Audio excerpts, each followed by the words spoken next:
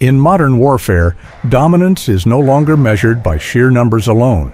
Today, it's defined by speed, precision, and the ability to strike critical targets with devastating effect, often in a single, calculated blow. And recently, Russia delivered one of those blows, hitting the nerve center of Ukraine's air defense with surgical accuracy.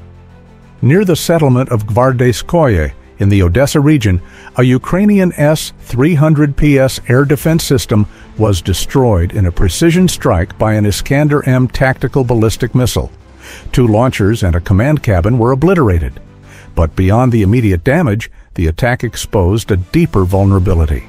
Ukraine's southern air defense sector had just lost one of its vital nodes.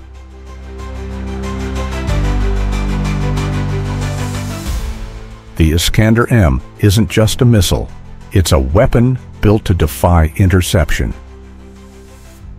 With a top speed reaching Mach 7 and the ability to perform sharp, unpredictable maneuvers during its terminal phase, it challenges every existing radar and missile defense system. Most conventional air defenses, including Ukraine's older S-300PS units, are designed to counter aircraft or missiles flying on stable, predictable trajectories. They're not equipped to track hypersonic weapons that can shift course in seconds. This is why the Iskander is so effective. It doesn't just destroy, it bypasses detection.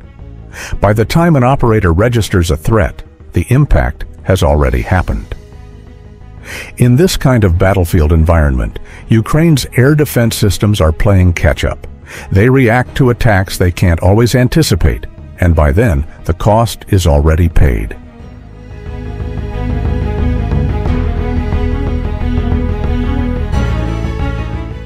The destruction of a single S-300PS system may sound minor, but in this war, every node counts.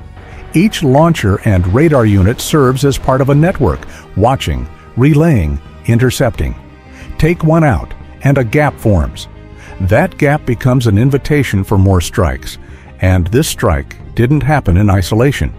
It came amid a wave of increased Russian aerial activity, drones, cruise missiles, glide bombs, all testing Ukraine's ability to defend its skies day after day. Sources suggest the destroyed unit had recently been relocated from central Ukraine to the south. This relocation pattern shows how stretched Ukrainian air defense has become. Systems are being repositioned, patched across vulnerable areas. But that kind of dispersal reduces their redundancy and increases exposure to long-range systems like the Iskander.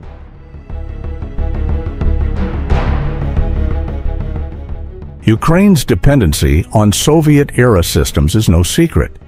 The S-300PS and BM-27 platforms are decades old, designed in another era for different kinds of threats. Yet they remain in service, simply because there aren't enough modern alternatives. Western systems like Patriot, NASAMS, and IRIS-T have helped, but they've arrived in limited quantities. They require time to integrate, crews to train, logistics to build around them. And they're often prioritized for protecting key areas, government centers, major cities, nuclear plants. That leaves vast portions of Ukraine's territory defended by legacy systems that are increasingly ill-suited for this war. The strike on the S-300PS is a signal. Ukraine still hasn't fully modernized its air defenses, and every hit like this one chips away at its ability to hold the line.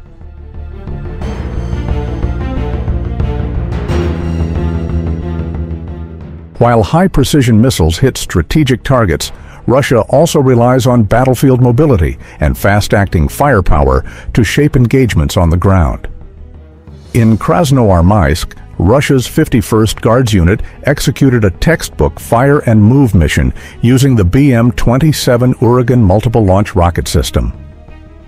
They moved quickly to a designated firing point, launched a salvo targeting Ukrainian UAV operators, and withdrew before Ukrainian forces could track and retaliate.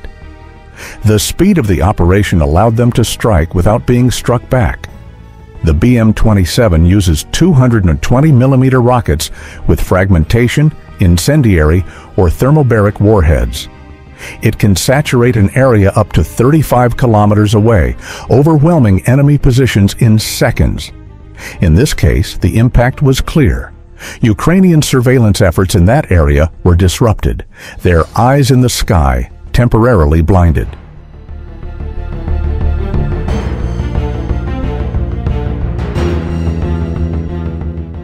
These aren't random attacks, they're part of a deliberate strategy. Russia is applying layered pressure, strategic strikes with Iskander, tactical suppression with systems like Uragan, and persistent drone reconnaissance to coordinate both. This multi-level approach is designed to exhaust, disorient, and fragment Ukraine's defense efforts. And so far, it's showing results. Ukraine's challenge isn't just to stop incoming weapons, it's to anticipate how and where the next hit will land. That's a much harder task, especially when your radar network is fragmented and your interceptor supply is limited.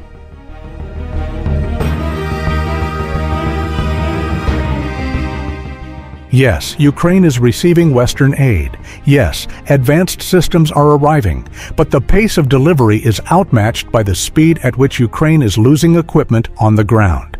Each Patriot battery takes weeks, if not months, to prepare. Each crew must train extensively before deployment.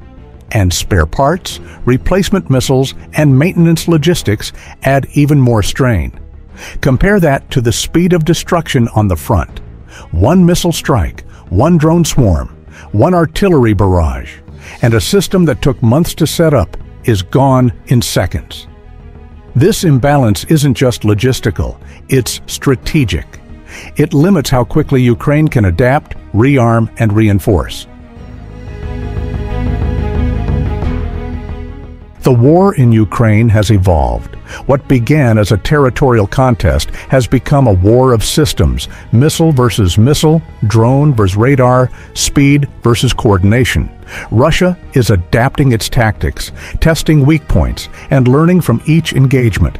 And as long as Ukraine remains dependent on a patchwork of old and new systems, its defense network will remain vulnerable to penetration. That's what the strike on Odessa and the attack in Krasnoarmeysk reveal. Two very different weapons, two very different operations, but one consistent message. Ukraine's defenses are being stretched thinner by the day.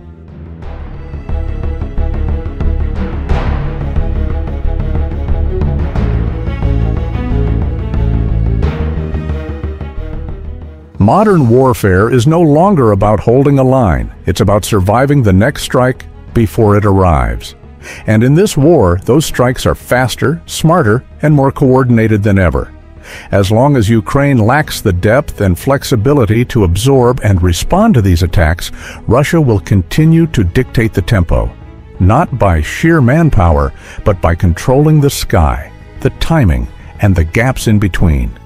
The question now is not whether Ukraine can defend itself, but how long it can sustain the fight against an enemy that's learned to strike first and strike precisely.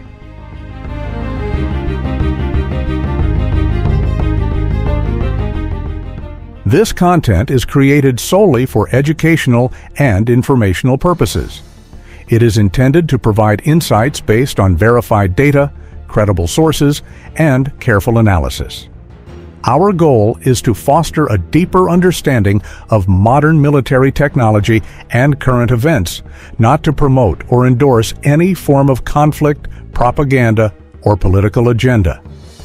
We strictly oppose the spread of misinformation and hoaxes. Every piece of information presented has been carefully sourced from reliable, publicly available references. We encourage viewers to approach the topic with critical thinking and respect for all sides involved, maintaining a focus on knowledge sharing and open discussion.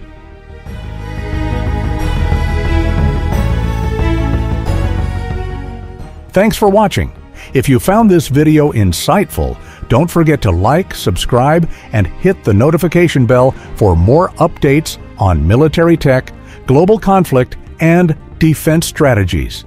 This is Tapur Update, and we'll see you in the next one. stay sharp.